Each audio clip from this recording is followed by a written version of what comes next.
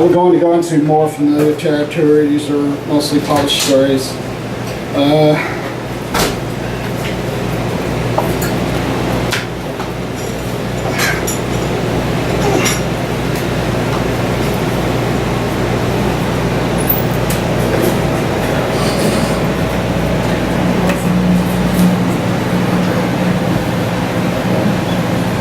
It's called Boogeyman.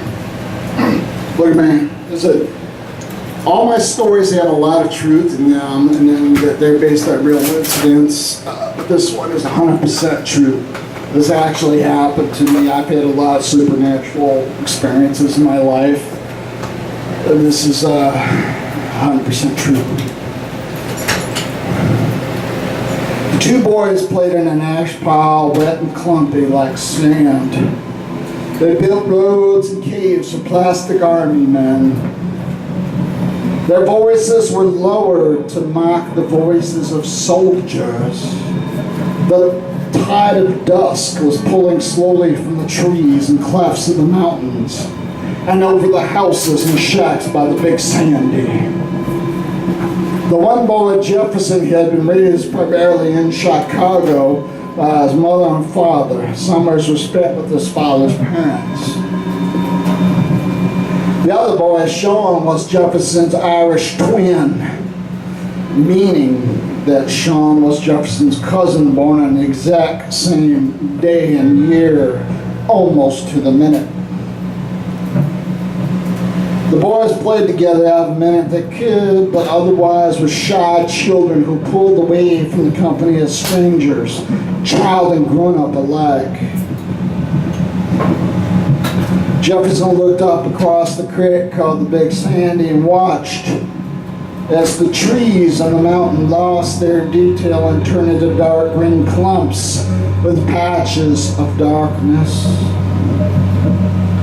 He thought he made out a figure in the shadows, watching them tall and thin, skulking among the pine and shadows.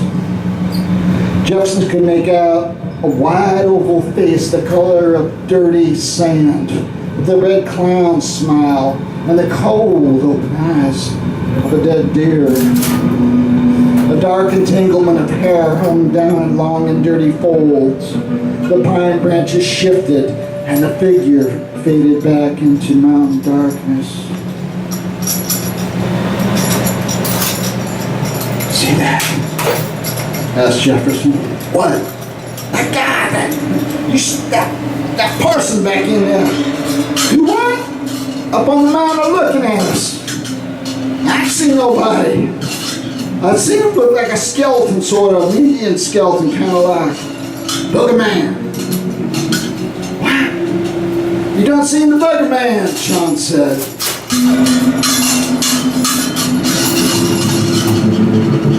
Deep blood told, and Sean ran off, leaving his army men in the ash pit. Mama's ringing the bell for supper. Ah! Ah! Ah!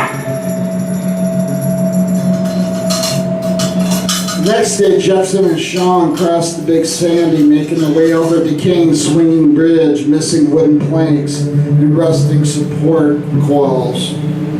They walked the clay road and ventured down a footpath, turning over fat stones looking for salamanders.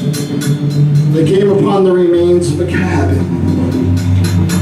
Only the floor, burnt wood, a stone chimney, waterlogged clothes, and the mattress remained. Sean picked up a charred piece of wood that looked like the rotten hide of an alligator. He swung it down on a cloudy pane of glass, shattering it. Rex and Soar's place, he said. What? Rex and Soar. Old man lived here. Granny woman up yonder put a spell on him, and the calls lightning hit his house. Bark struck down to the ground, swear to God. He dead? In a nursing home now. He can't get around none too good. Sean pitched the rock through green vines and thorn branches. We'll see where the granny woman lives? He asked, the crooked smile on his pale face. Yeah. Even though it was mid-morning, the holler was already in half-darkness, as if twilight were frozen there forever. The shack was hammered together from random logs and boards. A chimney of river stones jammed out the roof askew. The warped plank door was closed and painted a bright red. The boys crept slowly up to the shack and peered through a window. The inside of the shack was dusty and the air swam with weak and strange sunlight. Dead snakes were with pictures of demons. The star-flesh snakes, faceless men of melted clay, old and withered women who fly through the air on brooms. Jefferson thought he heard a rough throbbing, whispering out and chanting in his ear as he ran. Shadow! Shadow! Shadow! Shadow! Shadow of folk! As they crossed the bridge, a splinter of rust caught Jefferson's palm from the cable, and he saw columns of blood splattering against pitted boards as he ran. They hid in Jefferson's Papa's furnace room. The coal-burning furnace hung to one half of the mildewy stone room. On the opposite wall was a gas mask bag from World War I.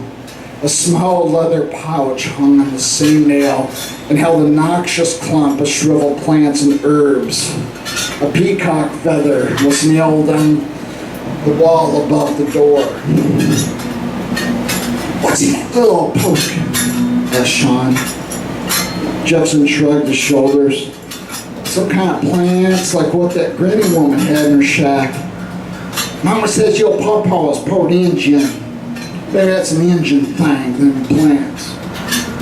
"I don't know. We should ask him." Jefferson's pawpaw was not a mean man, but a formal one you approach with respect and no foolishness. "You think that booger man's gonna get us?" Sean shook his head like a dog trying to break the neck of a small animal. "Not as long as I got legs, run." Jefferson swallowed and focused his eyes on the peacock feather. "You ain't got to worry none. These ain't no booger man up in Chicago. As long as you watch what you do in these hills, you'll be all right." Jefferson got up and pushed through the screen door. A salamander lay dead among the moss and gravel. He wanted to pick it up, but resisted. The shadows lengthened and grew from the mountains like a vast quilt, being slowly pulled up to the chin of the house. He knew he would be safe in the house of his grandparents with its tin roof, mouse holes in the ceiling, rusty water that stank like rotten eggs, and unspoken love. It chained through generations of blood and struggle to keep the shadows from becoming harder and more dangerous things. A bell rang in the distance. Sean came out, the screen door squeaking shut behind him. "That's Mommy. Sometime see you." Sean took off running to his home. Jefferson watched him as bats danced in the lapse of the day. Lightning bugs began to flash another back in the darkness of the hills. He wondered if the booger man would ever lay his rotting bone hand on him. He wondered if the booger man would ever follow him to Chicago and take him from every good and strong thing that he had ever come to know. He thought of the booger man patiently making his way from the dark hills and hollers, getting the miles and coming on the miles through the darkness, the forests, the swimming rivers, his yelling teeth frozen in a grin that held no joy.